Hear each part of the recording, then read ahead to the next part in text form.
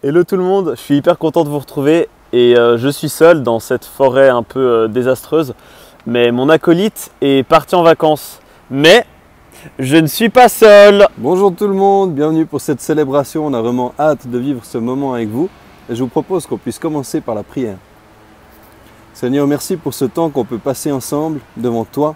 Je prie que tu viennes nous bénir, que tu viennes toucher nos cœurs, nos pensées, renouveler nos forces, nous dévoiler qui tu es.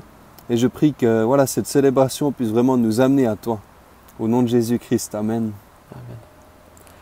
On va tout de suite partir pour une petite minute kids. Petite, hein. Non seulement c'est une minute, mais en plus elle est petite. Donc allez chercher vos enfants si vous en avez dans la région. Et on se retrouve tout de suite pour cette petite parabole.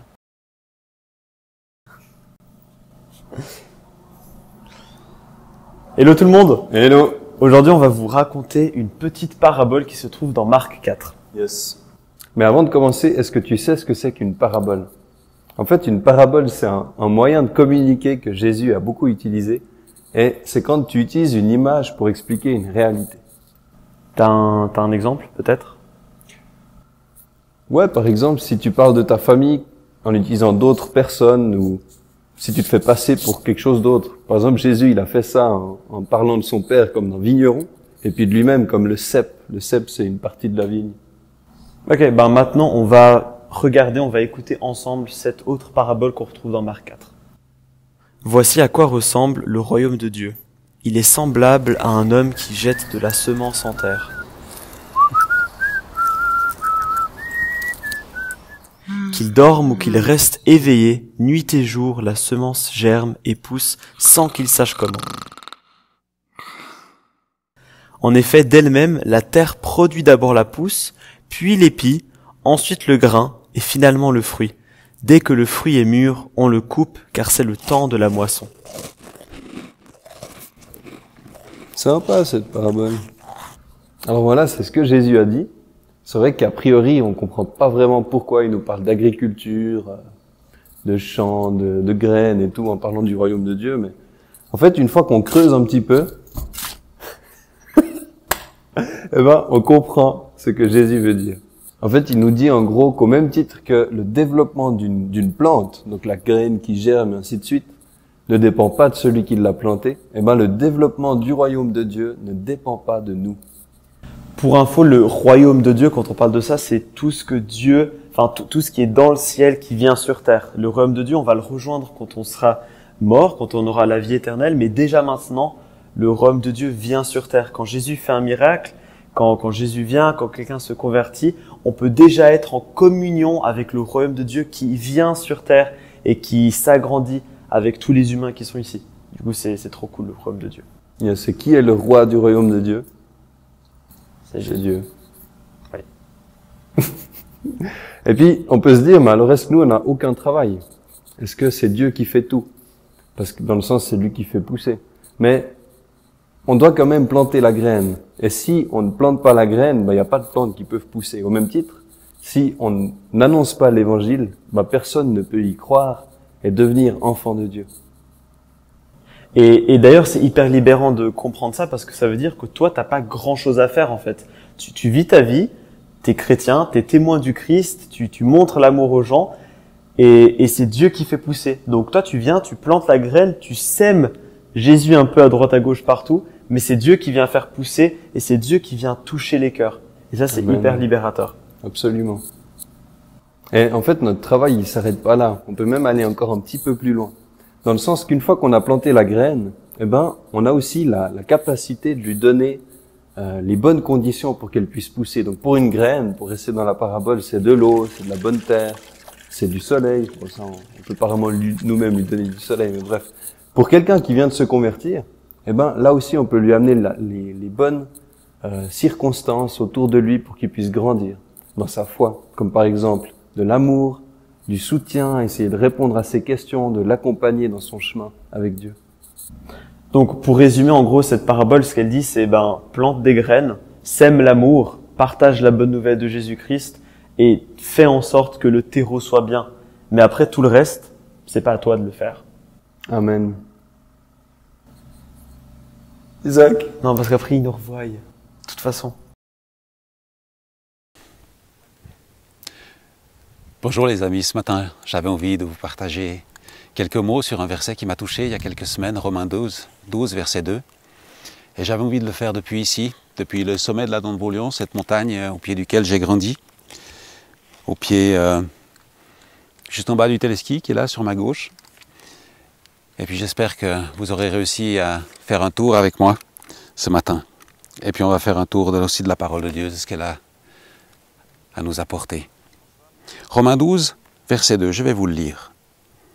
Ne prenez pas comme modèle le monde actuel, mais soyez transformés par le renouvellement de votre intelligence, pour pouvoir discerner la volonté de Dieu, ce qui est bon, ce qui lui plaît, ce qui est parfait.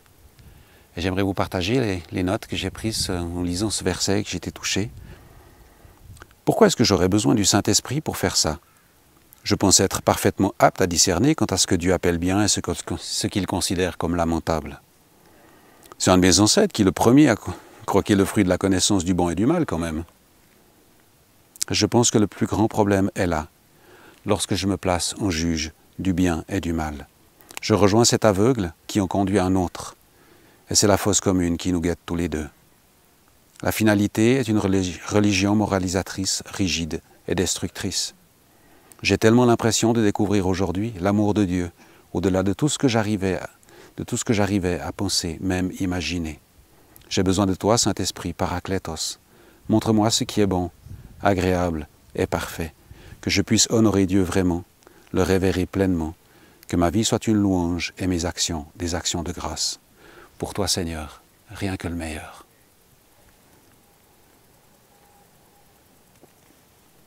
Romains 12, verset 2, et voici ce qui est venu sur mon cœur. Pas comme le monde. Ça ne signifie pas fermer les yeux et ignorer ce qui s'y passe et juste critiquer.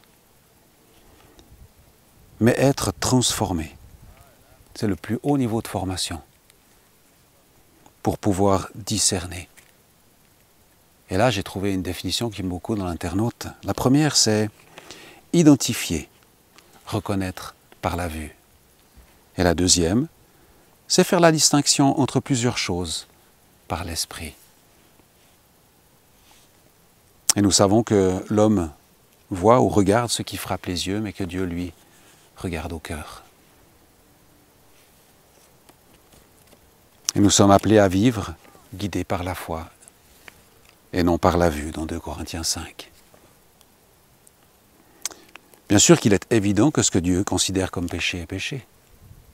Le meurtre, le mensonge, le vol, l'adultère, l'ivrognerie. Et ça, ce sont des choses qui paraissent assez faciles à voir. Mais il y en a d'autres plus compliquées, l'idolâtrie, la convoitise. Qu'en est-il des mauvaises pensées, de l'amour de l'argent, de l'orgueil? Et il y a même une catégorie que les catholiques appellent le péché par omission.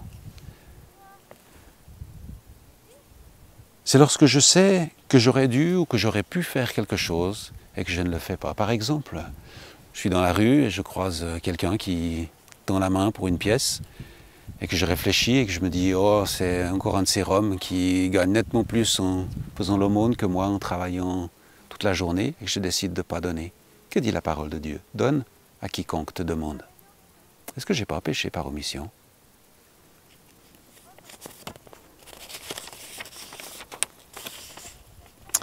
Alors on pourrait se dire que c'est pour des trucs comme ça, moins flagrants, qu'on a besoin de discernement pour connaître la volonté de Dieu, ce qui est bon, ce qui lui plaît, ce qui est parfait. Mais le texte de Romains 12 ne parle absolument pas de faire ce qui ne plaît pas à Dieu, mais bien d'accomplir ce qu'il aime, ce qui lui plaît.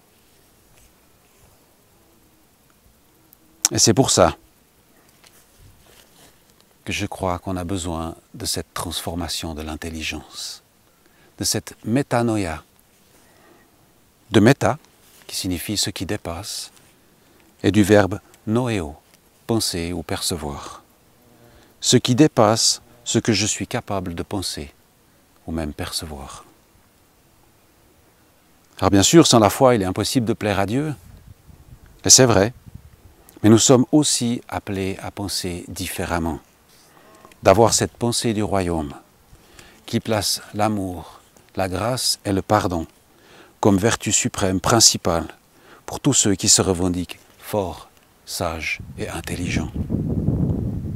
Et c'est avec cet étendard dressé que je veux marcher selon l'appel de Dieu sur ma vie, que je veux accomplir toutes ces œuvres bonnes préparées d'avance et courir aussi parfaitement que possible dans la volonté de Dieu pour moi, ce qui est bon et ce qui lui plaît.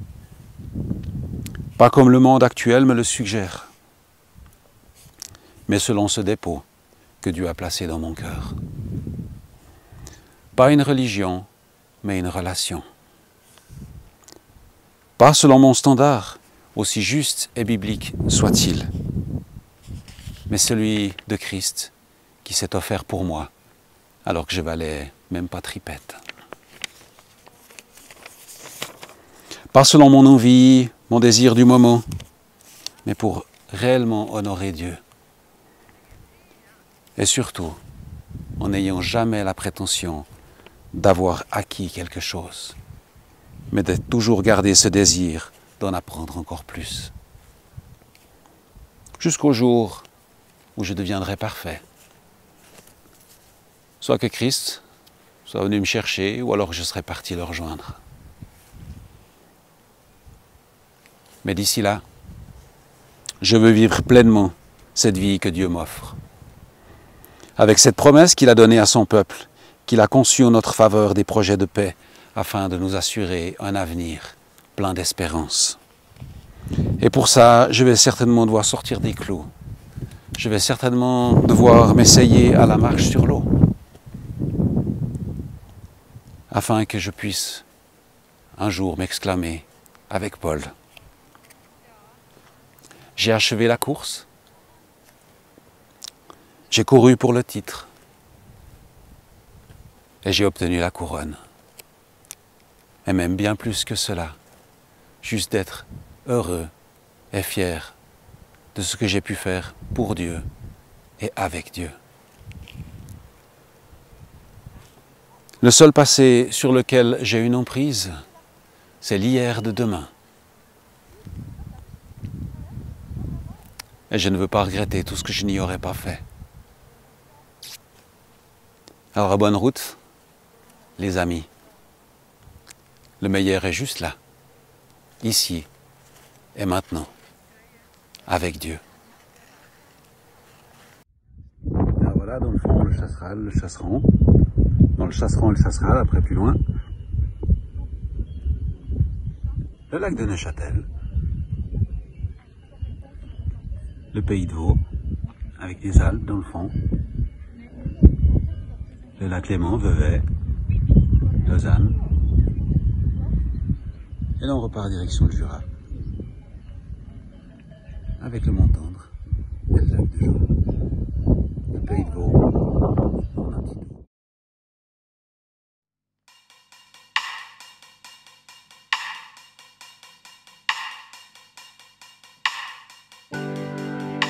Digne de tous les chants que je chanterai,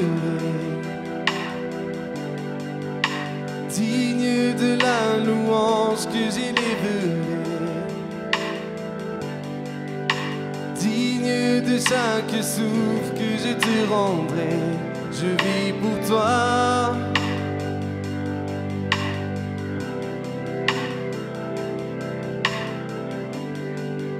Jésus, le nom au-dessus de tous les noms. Jésus, tu es le seul m'offrant le pardon. Digne de chaque souffle que je te rendrai, je vis pour toi. Oh, je vis pour toi. Très saint qui est semblable à toi, qui est comparable.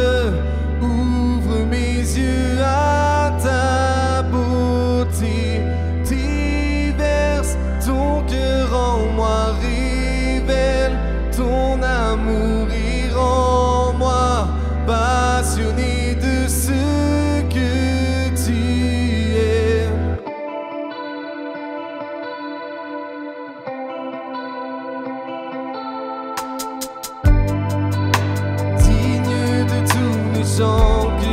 chanterai, digne de la louange que j'élèverai, digne de chaque souffle que je te rendrai. Je vis pour toi, oh je vis pour toi. Jésus, le nom au-dessus de tous les noms. Jésus, tu es le seul m'offrant le pardon. Digne de chaque souffle que je te rendrai. Je vis pour toi, oh je vis pour toi. Très saint, qui est semblable à toi, qui est comparable. Ouvre mes yeux à ta beauté, déverse ton cœur en moi, révèle ton amour et rends-moi passionné de ce que tu aimes. Très saint, qui est semblable à toi, qui est comparable.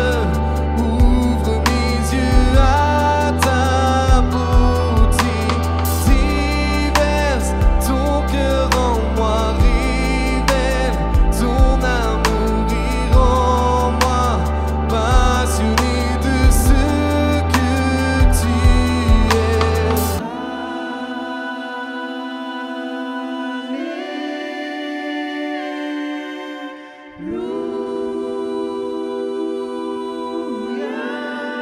Rends-moi passionné de toi.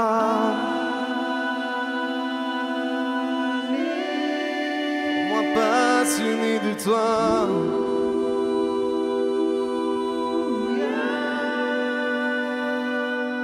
Je bâtirai ma vie sur ton amour, fondement inébranlable.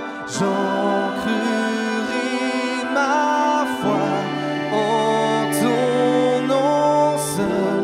Non, je ne tremblerai pas.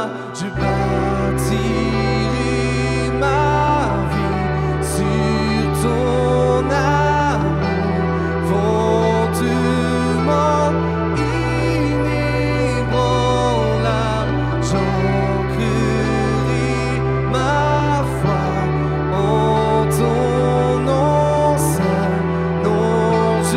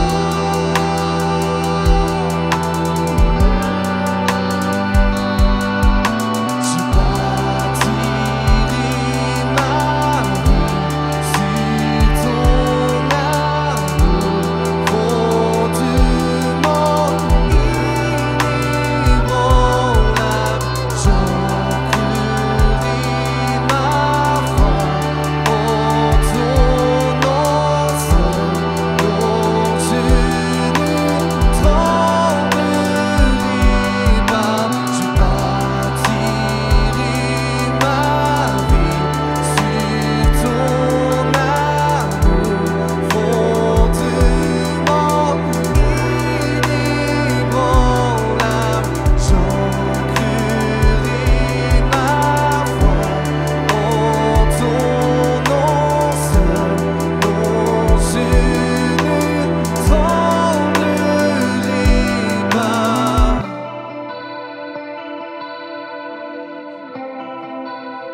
tremblerai pas. J'ai bâti ma vie sur toi.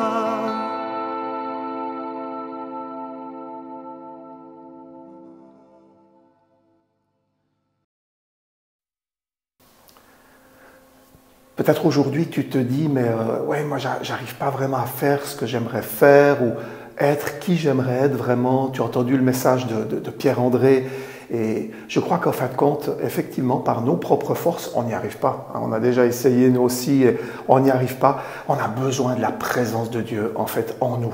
On a besoin d'être connecté avec Dieu et si tu es dans cet espace où tu es limité, où tu dis mais j'ai besoin de plus, ben, j'ai une bonne nouvelle pour toi aujourd'hui, c'est que tu peux rencontrer Dieu.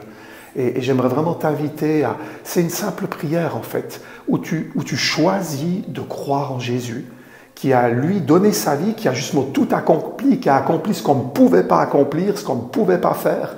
Et il l'a fait pour toi également. Il l'a fait pour moi et il y a bien quelques années, j'ai cru en Jésus et j'ai vu tellement de différences dans ma vie à cause de la présence de Dieu en moi. Alors je t'invite peut-être, si tu désires connecter avec Dieu aujourd'hui, de faire cette prière. On va la faire ensemble et alors que tu fais cette prière, la présence de Dieu va venir te toucher et ton cœur, ton esprit va être connecté avec l'Esprit de Dieu. Alors tu peux dire avec moi, Seigneur Jésus, je choisis aujourd'hui de croire en toi. Je m'abandonne à toi. Seigneur, tu vois que j'ai essayé par moi-même, mais je n'y arrive pas. Mais je veux croire aujourd'hui que Jésus a tout accompli et je lui donne ma vie. Je m'abandonne à toi, Seigneur Jésus. Je te demande pardon pour tous mes péchés, pour tout ce qui n'a pas été bon dans ma vie. Merci parce que tu es mort justement pour me pardonner, me purifier et j'accueille ton œuvre dans ma vie aujourd'hui. Merci. Merci de me remplir de ta présence. Merci de venir m'aider pour que je puisse accomplir pleinement ma destinée. Amen. Alors que tu as fait cette prière, tu vas voir que déjà dans ces jours qui viennent, alors que tu pries, tu vas pouvoir établir cette relation avec Dieu, tu vas ressentir sa présence et ça va vraiment t'aider à discerner, à voir le chemin beaucoup plus clairement. Ça va t'aider à vivre une vie qui honore Dieu. En fait, ça va t'aider à vivre une belle vie. Et non seulement tu vas pouvoir vivre une belle vie, mais je vois aussi des gens autour de toi à qui tu vas pouvoir témoigner de ce que tu es en train de vivre avec Dieu et qui, à leur tour, vont pouvoir se connecter à Dieu. Tu vas même peut-être pouvoir les accompagner et partager avec eux. Je t'encourage à lire la Bible, je t'encourage à continuer de demander les choses à Dieu parce qu'il va te parler, il va te répondre. On est tellement content que tu aies pris cette décision et on te dit bienvenue dans la famille de Dieu.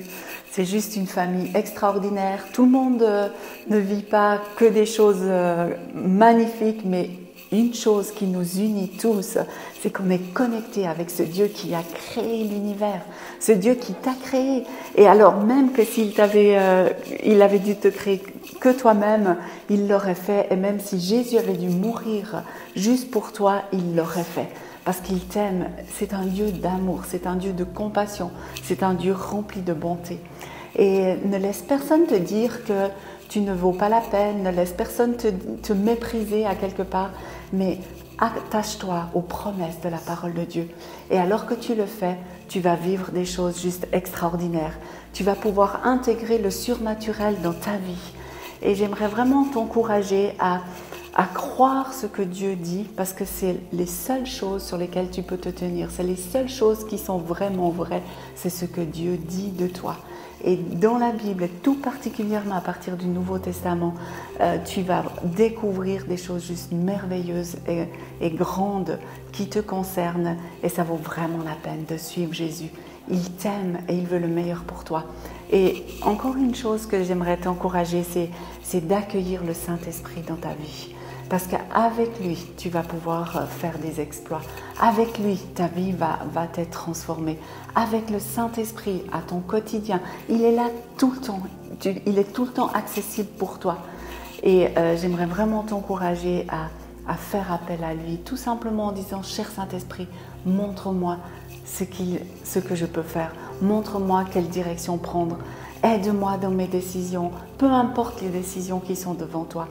Il veut te guider, il veut t'encourager, il veut être avec toi. » Waouh, excellent. Alors qu'Edith est en train de partager ses pensées de la part du Seigneur, j'avais ce verset qui résonnait en moi « Je puis tout par celui qui me fortifie ». Et c'est justement la personne du Saint-Esprit qui vient nous fortifier il est là avec nous. Quand on accueille Jésus dans notre vie, l'Esprit de Dieu ensuite est comme libéré en nous et il est cette personne de la Trinité qui va amener de la force en nous, qui va nous permettre justement de surmonter des obstacles, qui va nous permettre de faire des choses juste étonnantes. Il me semble que tu viens d'en surmonter un d'obstacle. Et est-ce que tu as juste un petit témoignage de comment tu as pu surmonter quelque chose de difficile alors que tu étais hospitalisé, alors que tout n'allait pas dans le bon sens pour toi? Ouais. Effectivement, on vit, c'est pas toujours le tapis rouge devant nous. Il y a des moments, il y a des épreuves, il y a des choses des fois même qu'on n'arrive pas forcément à comprendre toujours. Mais une chose que j'ai pu voir alors que tout à coup j'ai été pris par une crise de calcul rénal, et là c'était très difficile, douloureux, j'ai pu crier à Dieu. Et c'est des moments où quand on est limité physiquement, là c'était vraiment le cas, parce que quand vous êtes dans une crise de calcul rénal, vous emmenez pas large. Mais la présence de Dieu était là, à mes côtés. Et c'est cette présence qui amène de la paix, de la sérénité. Et quand j'ai dû subir cette intervention pour qu'il puisse aller, en particulier, prendre ces calculs rénaux dans le rein, les faire éclater et les prendre, j'ai senti cette paix de Dieu et j'étais comme entouré de la présence de Dieu. Et je sais que c'est la prière, je sais qu'il y a des gens aussi qui ont prié, que peut-être vous qui regardez, vous avez prié. Mais une chose est sûre, quand il y a cette présence de Dieu, la paix vient, la tranquillité vient et tu peux affronter les choses qui sont compliquées, les tempêtes, tu peux les affronter parce qu'il est là.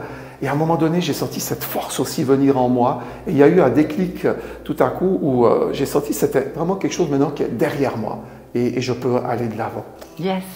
J'aime beaucoup quand tu dis je me suis sentie portée par d'autres et ça c'est le privilège quand on fait partie d'une famille et à City Life nous avons une magnifique famille et beaucoup de gens se sont levés pour prier alors que Blaise était malade et on se lève aussi dans la prière quand d'autres personnes sont malades et ça c'est le privilège de faire partie de la famille de Dieu, de faire partie d'une église et c'est vraiment ce qu'on encourage tout un chacun. Ne restez pas seul mais mettez-vous avec d'autres pour que vraiment vous puissiez être soutenus parce que des épreuves, c'est sûr qu'il y en aura, mais des victoires, il y en aura aussi.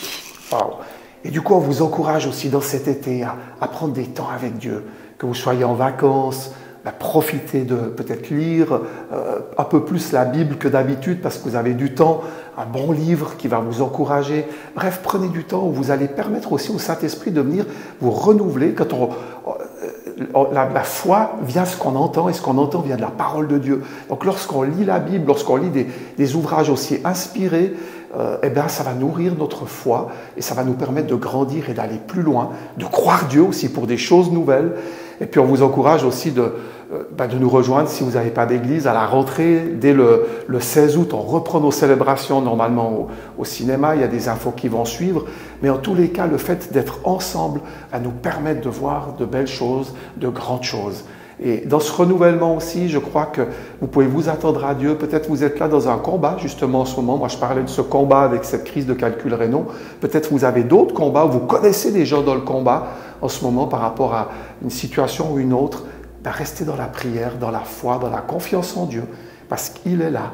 Et je vois non seulement il est là pour amener de la force, pour amener la paix, mais également pour amener la guérison.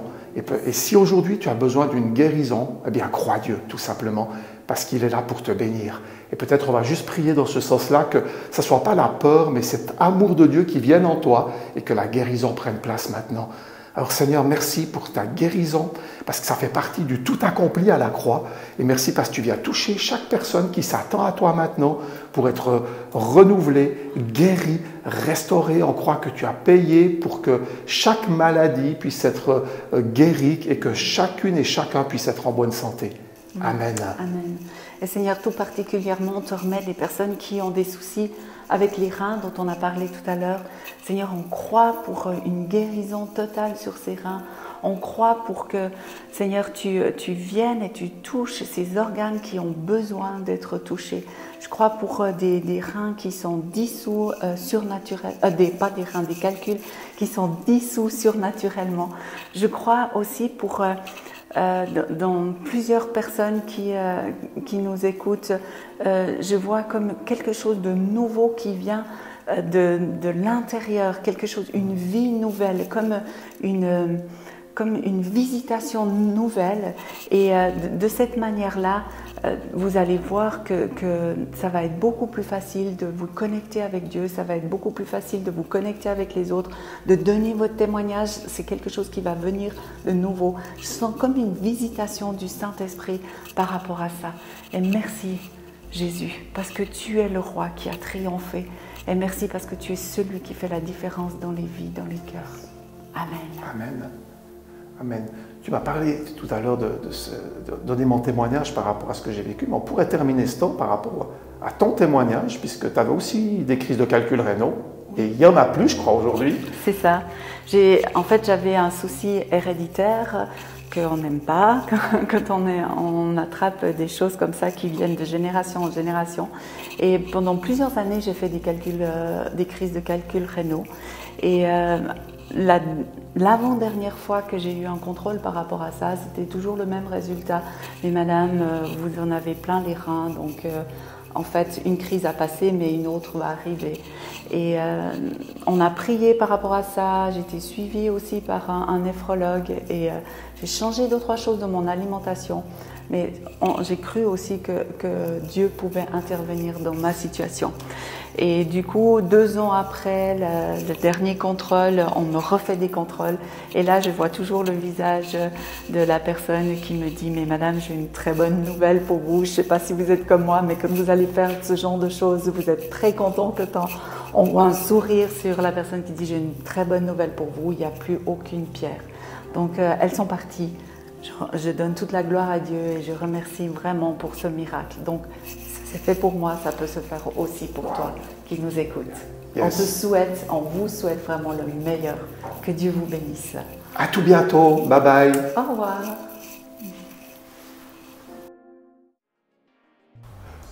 Alors merci beaucoup à chaque intervenant de cette célébration. On espère vraiment que vous avez passé un bon moment et que Dieu a pu vous parler. On remercie aussi chaque personne qui fait partie de City Life. Merci pour juste les dons, merci pour vos dîmes, merci pour les dons extraordinaires aussi que vous continuez de donner. On est vraiment bénis de vous avoir au sein de cette église. Et en ce moment même, vous avez le QR code qui apparaît gentiment entre nos 2 têtes. Et on a vraiment envie de vous remercier pour tout. C'est grâce à vous que l'aventure City Life continue. Si City Life n'est pas ton église locale, on t'encourage et on t'invite même à donner ta dîme dans ton église locale. Mais on accepte volontiers un don si tu as envie de nous en faire un. Mais merci énormément.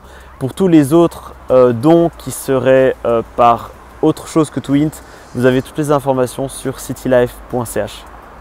On a hâte de se retrouver dimanche. Les infos sont dans le mail. Ça va être un bon moment pour connecter, pour apprendre à connaître ceux qu'on connaît peut-être moins. Un bon moment de convivialité auquel on vous invite chacun. Et puis le 16 août. Le 16 août, merci. On se réjouit de ce temps, on va pouvoir retourner au Rex, louer Dieu ensemble. Alors notez la date dans votre agenda, le 16 août à 10h30. Une dernière annonce qui concerne une série documentaire qu'on va passer au Rex. Donc ce sera au cinéma Vevey, mais ce sera au cinéma Astor, donc de l'autre côté de la rue. Ça concerne les 7 églises de l'Apocalypse. Si vous avez déjà lu l'Apocalypse dans la Bible, on parle de 7 églises auxquelles l'apôtre Jean écrit. Et une série a été faite et durant tout le mois de septembre, il y aura plusieurs dates où chaque soir, il y aura 2 épisodes qui seront montrés avec un temps de débat à la fin. On vous en parle déjà parce que ça peut être vraiment intéressant à regarder en tant que chrétien. Donc réservez ces dates qui sont écrites là maintenant et on vous laisse tout de suite avec une vidéo de présentation. Et sur ce, à dimanche prochain. À dimanche prochain. Le livre de l'Apocalypse est le livre le plus complexe et mystérieux de la Bible. Il fascine par ses effrayantes prophéties sur la fin des temps. Est-ce que l'Apocalypse est une simple légende ou ce livre repose-t-il sur une réalité géographique, historique et archéologique? L'image qu'on a de l'Apocalypse, c'est la fin des temps, c'est la déflagration, c'est tout Hollywood. Dans l'Antiquité, c'est pas du tout ça. Sur les traces des apôtres Paul, Jean et des premiers chrétiens, je suis allé découvrir des indices sur les sites archéologiques d'Asie mineure et rencontrer des spécialistes afin de m'aider à comprendre ces textes et son message. Il y a une grande controverse dans l'étude du Nouveau Testament. Est-ce que Jean, le prophète de l'Apocalypse, est la même personne que l'auteur du 4e évangile et des lettres de Jean? L'apôtre Jean est arrivé à Patmos en tant qu'exilé. Il a été déporté par les Romains. Ce livre est présenté comme une révélation du Christ et commence par une série de 7 lettres écrites à 7 églises se trouvant toutes en Turquie actuelle. Qui sont ces 7 églises? Ont-elles quelque chose à nous dire aujourd'hui? En parcourant l'Asie mineure, cette terre d'aventure habitée de légendes et de mythes, ce voyage est devenu plus qu'une simple enquête. Il s'est changé en une quête personnelle de sens. C'est ça l'œuvre du symbolisme de l'Apocalypse, c'est de prendre des images pour nous faire voir des choses. La série documentaire Les 7 églises de l'Apocalypse est une enquête passionnante qui apporte des réponses et qui ne laisseront personne indifférent.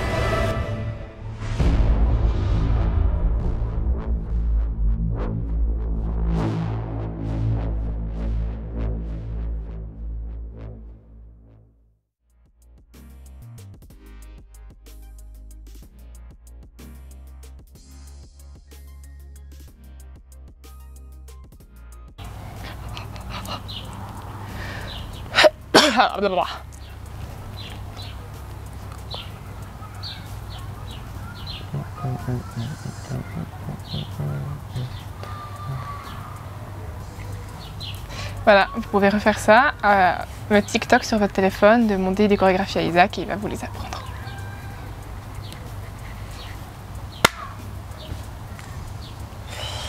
Voilà. Offrande. Sur ça, suivez-nous sur les réseaux, mais nous n'avons pas TikTok. Donc rendez-vous Pléiade, pièce pique-nique, marche pour ceux qui veulent. Très bien.